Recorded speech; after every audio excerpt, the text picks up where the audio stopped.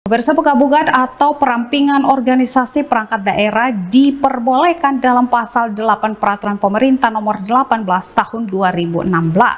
Namun ada persyaratan jika OPD pemerintah daerah ingin digabungkan atau dirampingkan guna penataan perangkat kelembagaan daerah.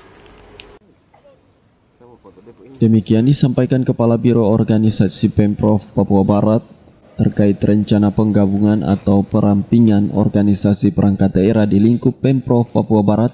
Supriyatna Jalimun mengatakan, walau peraturan pemerintah nomor 18 tahun 2016 di pasal 8 menyatakan OPD di suatu pemerintah daerah dapat dirampingkan atau digabungkan, namun ada syarat yang harus dipatuhi jika ingin melakukan penataan perangkat kelembagaan daerah tersebut, antara lain harus serumpun dan penggabungan tidak boleh melebihi 3 organisasi perangkat daerah. Kepala Biro Organisasi Pemprov Papua Barat mengatakan jika perangkat daerah ditentukan melalui perda atau peraturan daerah, maka jika ingin melakukan perampingan atau penggabungan maka harus lewat persetujuan DPRD, sehingga perda yang ada harus dirubah terlebih dulu barulah dapat dilakukan perampingan atau penggabungan OPD.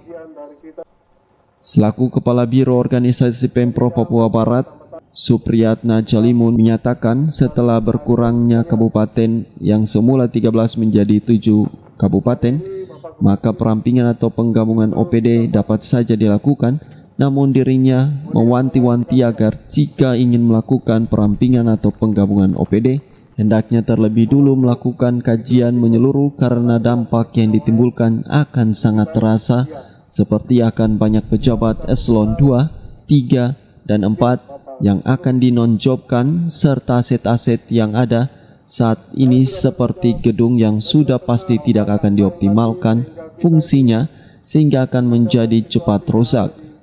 Memang kalau dari segi penggabungan memang aturan memungkinkan.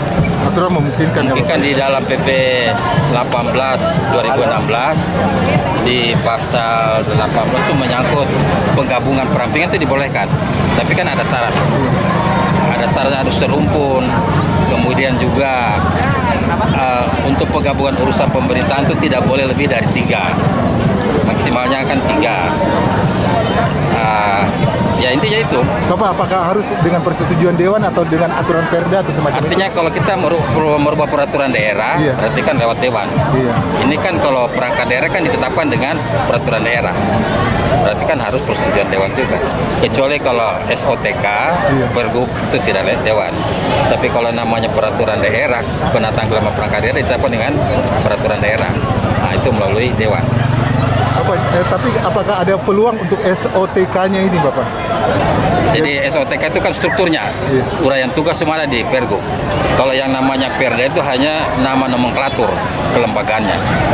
Jadi kalau kelembagaannya berubah berarti SOTK juga akan menyesuaikan. Kalau melihat dari luas wilayah apa segala, kalau mau dilakukan perampingan juga bisa, tidak masalah. Tapi kan perlu kajian. Artinya dari 13 kabupaten kota sekarang jadi 7 itu kita harus inventarisasi tugas-tugasnya itu yang menyangkut keterlibatan kabupaten itu di mana. Kalau memang sudah sangat sedikit, ya nah itu kan perlu dievaluasi lagi. Selain luas wilayah, kemudian layanan ke kabupaten kota itu kalau berkurang, itu pasti harus dirampingkan juga.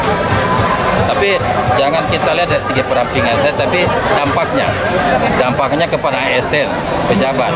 Nah itu juga kita harus dipikirkan. Kalau kita rampingkan sekarang, berapa yang akan non-job? Artinya yang tidak tercover di dalam jabatan itu, berapa jumlah pegawai? Nah itu juga mesti Kemudian selain itu sekarang gedung-gedung yang sudah ada itu mau diapakan kalau dirampingkan? Hanya kita baru lihat dari segi penggabungan, tapi dampaknya. Ari Armstrong, Biro Manokwari, CWM Channel.